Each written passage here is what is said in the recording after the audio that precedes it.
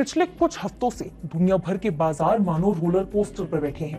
कभी Donald Trump के tariff को लेकर के जो सवाल हैं, जो फैसले हैं, उनको लेकर चर्चा होने लगती है। कभी जो जीएसटी कट की खबरें आजकल आ रही हैं, लोगों का ध्यान वो खींच ले जाती हैं। ऐसे माहौल में आम जो निवेशक है वो उसके सामने एक जो सबसे बड़ा सवाल खड़ा होता है वो ये है कि आखिर पैसा लगाया कहां जाए। और यही आज की जो हमारी कहानी है उसकी शुरुआत है। हमारी कहानी यहीं से शुरू होती है। आज हम आपको लेकर चलेंगे उस बहस की तरफ जो दुनिया की सबसे बड़ी इन्वेस्टमेंट सर्कल्स में हो रही है। निवेश की दुनिया में जब दिग्गजों का नाम लिया जाता है तो सबसे नाम जो ऊपर आता है वो है वॉरेन बफे का। इनके साथ और भी बहुत सारे दिग्गजों की मिसालें दी जाती हैं। इन सबकी पहचान है कंजर्वेटिव और वैल्यू बेस्ड इन्वेस्टिंग, यानी शॉर्ट टर्म फायदों की जगह लंबी दूरी की जो दौड़ है उस पर भरोसा करते हैं ये लोग। अब आप जरा सोचिए, इन्हीं बफे साहब के सिद्धांतों को मानने वाले, उनके ही एक शिष्य माने जाने वाले निवेशक मार्क कैसी है, उन्होंने अचानक ऐसा फैसला लिया है जिसने पूरी दुनिया का जो ध्यान है वो अपनी तरफ खींच लिया है। मार्क कैसी जो कैपिटल ग्रुप नाम की 94 साल की पुरानी इन्वेस्टमेंट कंपनी में पोर्टफोलियो मैनेजर हैं, उन्होंने उसे असेट क्लास पर भरोसा जताया है जिसे बफे हमेशा पॉइजन कहकर बुलाते हैं। जी हां, हम बात कर रहे हैं बिटकॉइन की। कैपिटल ग्रुप के पास फिलहाल लगभग 3 ट्रिलियन जो डॉलर है उसका AUM है। और कैसी खुद हमेशा टेक बबल और ऐसे टाइप के जो स्पेक्युलेटिव असेट हैं उनसे दूरी बनाने के लिए जाने जाते रहे हैं। लेकिन 2021 में उन्होंने एक बोल्ड कदम उठाया है। कैपिटल ग्रुप ने लगभग 500 मिलियन डॉलर यानी कि करीब 4000 करोड़ रुपए का निवेश किया। किसमें? माइक्रो स्ट्रैटेजी नाम की कंपनी में। माइक्रो स्ट्रैटेजी वही कंपनी है जिसके फाउंडर माइकल सेलर हैं। माइकल सेलर अपना बिजनेस जो है वो बिटकॉइन पर उन्होंने टिका कर रखा है। और आज 2025 में ये जो निवेश है वो बढ़कर 6.2 बिलियन डॉलर्स हो गया है, यानी कि 50,000 करोड़ रुपए हो चुका है, यानी कि 2200% से ज्यादा का रिटर्न मिला है। कैसी और कैपिटल ग्रुप ने इसके बाद जापान की मेटा प्लैनेट और मारा होल्डिंग्स जैसी जो बिटकॉइन माइनिंग कंपनी है उसमें भी हिस्सेदारी खरीदी है। यानी अब से जो सिर्फ छोटा सा एक्सपेरिमेंट नहीं किया गया है बल्कि एक सोच समझ कर ये पूरा उठाया हुआ कदम है। तो सवाल ये है कि क्या इसका मतलब ये है कि हर निवेशक को बिटकॉइन में पैसा लगाना चाहिए?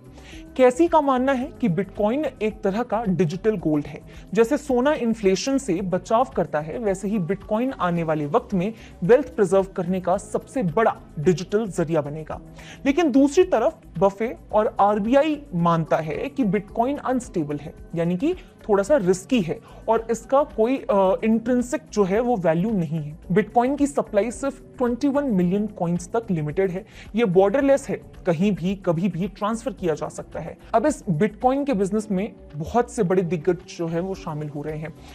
ब्लैक रॉक और अब तो कैपिटल ग्रुप भी इसमें एंट्री ले ही चुका है। अब यहां सवाल उठता है कि अगर दुनिया के बड़े फंड बिटकॉइन को अपनाने लगे हैं तो क्या भारत भी इसे स्वीकार करेगा? इसका जवाब है फिलहाल नहीं। भारत में RBI शुरू से ही बिटकॉइन और बाकी जो क्रिप्टो करेंसीज हैं उसको लेकर के थोड़ा सा स्केप्टिकल रहा है।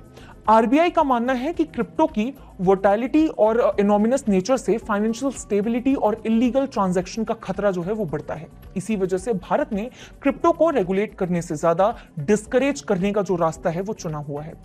RBI खुद एक नया रास्ता बना रहा है, सेंट्रल बैंक डिजिटल करेंसी यानी कि ई-रूपी।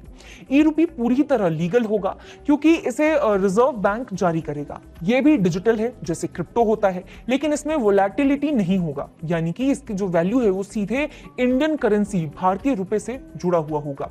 सरकार और RBI इसे कंट्रोल करेंगे जिससे ब्लैक मनी और इलीगल उपयोग की जो टेंशन है वो नहीं रहेगी। लेकिन फिलहाल RBI का सपोर्ट क्रिप्टो की तरफ जाता हुआ नहीं नजर आ रहा है। अब इस पूरी बहस में 3 चेहरे सामने आते हैं। एक तरफ मार्क कैसी जैसे ग्लोबल इन्वेस्टर्स जो हैं वो कहते हैं कि भैया बिटकॉइन आने वाले वक्त का डिजिटल गोल्ड है। दूसरी तरफ वॉरेन बफे और RBI जैसे जो दिग्गज हैं वो इसे अभी भी खतरनाक जो गेम है वो मानते हैं। उनको लगता है कि ये काइंड ऑफ पॉइजन है। और तीसरी तरफ RBI का ई-रूपी सामने आता है जो कहता है कि डिजिटल फ्यूचर जो आएगा लेकिन वो इसी सिस्टम से आएगा, लेकिन पूरी तरह सिस्टम में ये कंट्रोल सिस्टम के कंट्रोल में रहेगा। ये RBI और गवर्नमेंट ऑफ इंडिया इस पर ध्यान देगी, एक नजर बनाए रखेगी। अब फैसला आपके हाथ में है। एक तरफ है लालच और रोमांच, दूसरी तरफ है सुरक्षा और भरोसा। और निवेश की दुनिया में अक्सर असली जो जीत है उसी की होती है जो दोनों इसके बीच संतुलन बनाकर रखे, जो दोनों ऑप्शंस मैंने आपको दिए हैं इसके बीच बैलेंस बनाकर चले। अब आप हमें बताइए, आप इस बारे में क्या सोचते हैं? कमेंट करके जरूर बताइएगा। आज के लिए बस इतना ही।